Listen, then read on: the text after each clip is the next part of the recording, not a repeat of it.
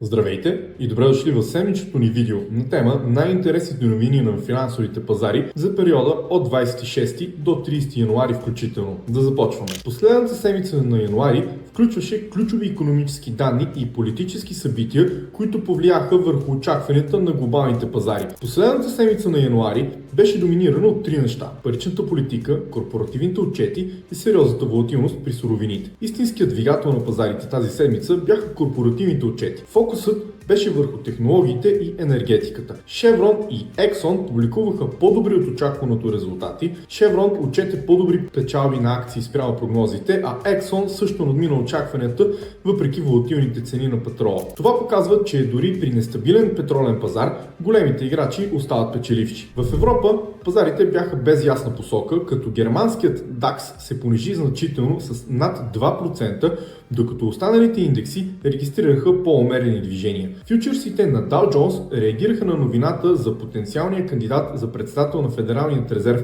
Кевин Уорш, което засили долара и доведе до по-ниски цени на злато, сребро и биткоин. Пазарът на метали премина през истинска вихрушка от експлозивни повишения до внезапни корекции. Мета достигна исторически високи нива, подкрепена от силното търсене, особено от Китай и инфраструктурните проекти, свързани с AI и енергийния преход. Златото и среброто се придвижиха до рекордни стойности по-рано през седмицата, но в последствие изпаднаха в корекция. Първоначалните молби за помощи при безработица в САЩ намаляха леко до около 209 000 от 210 000 предходната седмица. Сигнал за стабилност на пазара на труда, въпреки сезонните колебания и зимния период. Изненадващи скокове при молбите не се наблюдават, което подкрепя тезата за по-спокоен трудов пазар. По-интересни данни в случая бяха тези за търговския дефицит в САЩ. Търговският дефицит в САЩ е нараснал през ноември с най-силния темп от почти 34 години, след като вносът на капиталови стоки рязко се е увеличил, вероятно подтикнат от бума на инвестициите в изкуствен интелект. Това може да накара икономистите да намалят прогнозите си за икономически растеж през четвъртото тримесечие, предаде Reuters. Индексите на потребителското доверие също паднаха до най-ниски нива от 2014 година,